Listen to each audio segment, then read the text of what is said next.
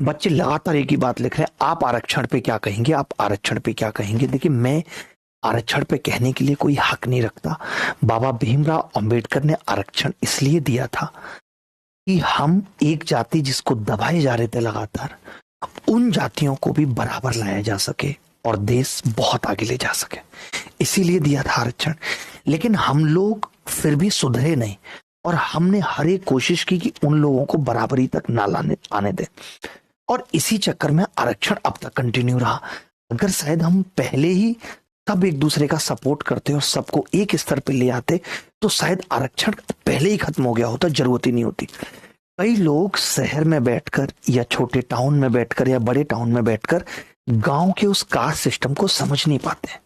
आप यकीन मानिए मेरा, आप में से बहुत सारे लोग ये जानते होंगे कि ऐसे कैटेगरी के लिए गांव के बीच में घर बनाना भी एक वक्त पे अलाउ नहीं था, और आज भी बहुत गांव ऐसे हैं जहां अलाउ नहीं है कि उन लोगों की बारात भी गांव के बीच से नहीं जा सकती। हमने इतना उनको दबा दिया। तो आपको नहीं लगता कि जिस इंसान को आप मेंटली मानसिक तौर पे इतना दबा दोगे वो आगे उठने की हिम्मत कर पाएगा? मैं खुद उस गांव से आया हूं जहां पे हम इतना कास्टिज्म देखते थे, और मैं बस एक चीज कहना चाहता हूं यहाँ पे लोगों को, एक बहुत बड़ी चीज रहती है दिमाग में कि सर पैसे के आधार पे रिजर्वेशन होना चाहिए। तो आपने देखा भी ईडब्ल्यूएस कैटेगरी आई है, क्या वहां पे लोग फायदा नहीं ले रहे रिजर्वेशन का?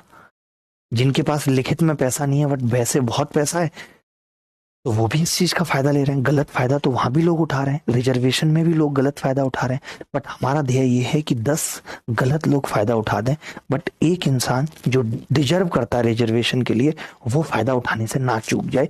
ऐसा हमारा संविधान और न्यायालय दोनों कहते हैं। तो मानना पड़ेगा हमें। पहले लोगों को बराबर आने दीजिए।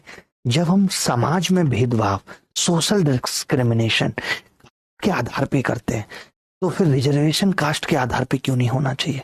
जब हम समाज में हर एक काम, शादी से लेकर के सब कुछ, किसको नौता देना है किसको नहीं देना शादी में, वो कास्ट के आधार पे करते हैं, तो फिर रिजर्वेशन कास्ट के आधार पे क्यों नहीं होना चाहिए?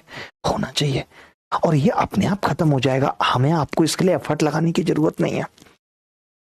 समझ रहे हैं? कैसे नहीं है जरूरत, मैं आपको बताता हूं। आपने देखा होगा कुछ एग्जाम्स की रिजल्ट में अभी आपने देखा ओबीसी और जनरल की कट ऑफ इक्वल आ गई, यानी कि वहां पे रिजर्वेशन अब मायने नहीं रख रहा, वो लोग भी उसी कैटेगरी में आ गए बराबर। तो ये अपने आप खत्म हो जाएगा जब वो लोग इक्वल लेवल पे आ जाएंगे। तो आप चिंता मत करो। आप सिर्फ अपना वक्त अगर यही सोचने में गवाओगे यार कि मैं जनरल कैटेगरी से हूं, मैं आगे नहीं बढ़ सकता। मैं भी जनरल कैटेगरी से था, मैंने 5 बार सिलेक्शन नहीं लिया ना। तो आप ऐसा मत सोचिए, उन लोगों के बारे में भी सोचिए जिनको हमने इतने सालों तक दबा के रखा। आप तो पढ़े लिखे हैं, अगर आप ऐसी बात करेंगे, आप ऐसी सोच रखेंगे तो कैसे देश आगे जाएगा?